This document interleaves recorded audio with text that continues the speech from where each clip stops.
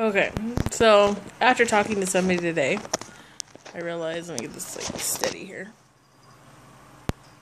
She's semi-newly married, first kid, and complaining she's going to bed at like 2 a.m., getting up at 7. Complain.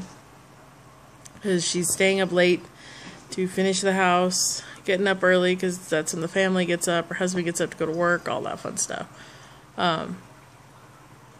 She takes the time to do her beauty routine and things like that. I purposely am not wearing makeup for this video. Not a stitch. I do have a lot of sunscreen on, which is why I'm so shiny looking. We went to the park today. Kind of got a little more sun than I'd liked. Anyway, when I first got married, I was pretty good about trying to keep things done up. Of course, we were living with my parents at the time because we just couldn't afford anything else. About the first year of our marriage, when our kid was born. So I kept our bedroom cleaned up. But our first place, starting from there on, I was constantly trying to keep the house spotless, dishes done, fancy meals cooked. Did my whole beauty routine, you know, when he wasn't home, I'd try to make time to do all that stuff when he wasn't home. And second kid, it was chaos. It just was, trying to keep up with everything. And then my second kid had colic for 4 months straight. And it was every single night for a minimum of an hour. Usually it was like 3 or 4 hours. There's a couple times it was literally from bedtime until the sun came up. But she just screamed and screamed and screamed. It was pretty miserable. So I was really running on empty.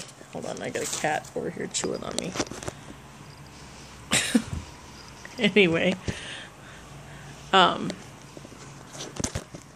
He just wants to be in a video. I was staying up late, cleaning, things like that. My husband worked graveyard, so staying up late wasn't a huge issue. Then he moved to days, which me staying up late, vacuuming, things like that, did not do any good because he had to be up at like 4 a.m.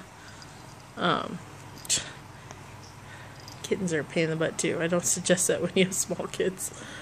But anyway, you gotta learn to like just chill, you know? People, I think, from what I've seen, they understand.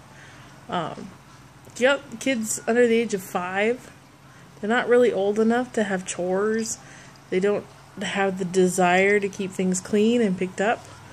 They hardly understand keeping their toys in one piece, not coloring on stuff and tearing dolls' heads off and tires off their cars and things like that. So you just gotta relax, you know. And if your husband, you know, I used to think my husband, oh my gosh, he's gonna be so angry with me. And he finally sat me down one day and he says, you know, he says, I'm watching you just run yourself empty. And he says, then by the time it comes around to just time for me and you, you're so stressed and so tired. You snap at the slightest little, you know, thing. He says, you take everything I say badly. Sorry, I got the cat chewing on me. It's not worth your sanity. You know, people are going to understand your house is messed up. I mean, if you got toys all over the floor, crayon marks on the wall, dishes in the sink, probably need to vacuum because your kid decided to put, you know, their snack or their lunch or whatever all over the floor. People are going to understand. I mean, as long as you don't have, like, dirty diapers all over the house and things like that. I mean, try to be somewhat clean. You know, you can clean up. I used to use their nap times as time to clean. By the third kid, they quit taking naps at the same time. The 2-year-old pretty much always takes a nap. Luke, he's 6 months now. He takes less naps than the 2-year-old does. Some days he'll sleep all day long, and other days he's awake the entire day. Samantha, the 4-year-old, rarely takes naps. It just doesn't happen. But you know, it's just not worth it. You know, my 4-year-old is learning some responsibility, learning to help out. She wanted the kitten. Part of having the kitten is she's got to help with litter box and making sure he has food and water, and cleaning up any messes he makes, cleaning up any messes his sister makes or her 1-year-old cousin makes with his food and stuff like that. They just have to learn a little bit of responsibility, but you can't dump it all at once. You can't expect them to keep their room spotless till they're older. I mean, my 4-year-old could do it, but she shares a room with the 2-year-old and the 6-month-old, so it's not gonna happen. But just chill, you know. I mean, you don't have to sterilize bottles. I do still, if I don't get to a bottle right away, like for some reason it disappears, or one of their cups or something like that, and I pull it out and it's nasty, then not only do I scrub it, but I do send it through some boiling water just to kind of clean it up a little bit, because, you know, there's stuff growing on there I don't want to think about. Do I sterilize everything every time? No. But you can wash it really well. You got to think, back in olden times, granted, people didn't tend to survive as long, but people weren't this over the top. You know, we've raised a sterilized generation. It's not going to hurt your kids to eat a little dirt, to, you know, eat something that may not be, you know, 100%. Like, you know, you get that manager meat special and you cook it and stuff like that. It doesn't smell quite right, but, you know, I grew up in a very poor family. We survived. I mean, obviously, I didn't lose any weight from it. It's just one of those things. So you just gotta chill, okay? I mean, don't be driving other moms nuts. It's not a competition, you know? My 1-year-old, or my 4-year-old, by the time she was like 1.5, she wanted to be potty trained. She, you know, and then by the time she was 2, she was done with the potty training. She still has an issue with nighttime just because she sleeps so hard. She doesn't wake up in time to go. So she still wears a diaper to bed. My 2-year-old, for about 20 minutes every few days, she wants potty trained, and then decides, nope, I don't want to do this anymore. It's too much work, and then that's the end of that. And I end up cleaning up, you know, ridiculous messes. It's like those Clorox commercials, my Clorox moment. But yeah, and there's no amount of bribery. You know, my brothers, you know, were the same way. I was one that wanted to be potty trained right away. My brothers, or my mom said, took forever. My youngest brother took forever to learn to talk. You know, he just had nothing to say, just wanted to play. My 2-year-old's just barely getting to where she's talking. She's almost 3 years old. You know, it's just one of those things. Whereas my 4-year-old was chattering like a magpie before she was 2 years old. So, and of course, 6-month-old, he's kind of going through the steps and stuff pretty quickly, but that doesn't mean anything. You know, I mean, it's just an average, you know. I mean, you have to have the kids who are taking their time with stuff, and you gotta have the kids that want to blow through everything, you know. And I'm kind of okay with them taking their time with stages, because eventually, you know, once they're through them, they're through them. You know, your kids won't be young forever. That's all you get.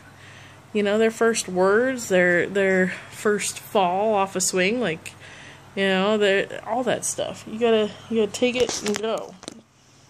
Anyway, so stop with the competition, stop with the stressing. You know, we're all in it together, you know, and don't be afraid to reach out and ask for help. If you don't have good family members to help, I'm sure you've got friends that, you know, while you're afraid to ask them, say, I need somebody to just come over and watch the kids so I can clean the house. Or, can you come help me get my house done? It's just driving me nuts. Or, I can't keep up with the laundry.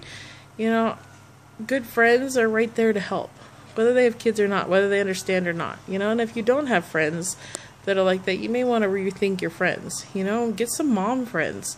We're all in the same boat, you know. I have a couple of mom friends that I just get to where I've had it with my kids. I'm going, I just need some time to clean my house, and they come and get my kids, and they take my kids and their kids to the park, and I clean.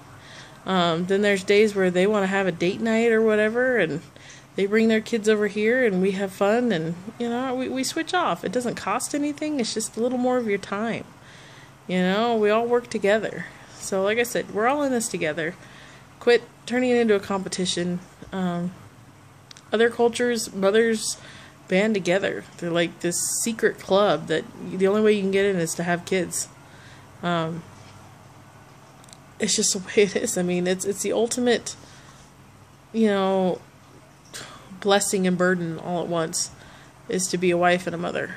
And some of you moms that are doing this all by yourself, oh my gosh, I couldn't imagine. You know, there's times where I just am like losing it with my kids. If it wasn't for my husband, I would totally be insane. You know, and he picks up my slack. You know, if I just don't feel like doing anything or whatever, he's right there helping out. You know, and if the kids are being crazy, obnoxious, and not doing what they're told, or destroying the house and I can't keep up, he's right there helping. I know there's a lot of women out there that have a husband and he doesn't do that, you know, so again, a blessing and a curse at once. So anyway, like I said, don't stress it. People understand your house is going to be a mess. If they're coming to visit your house, boy, are they going to be in for a surprise. They're either there for you and the family, or they're there for you and the kids.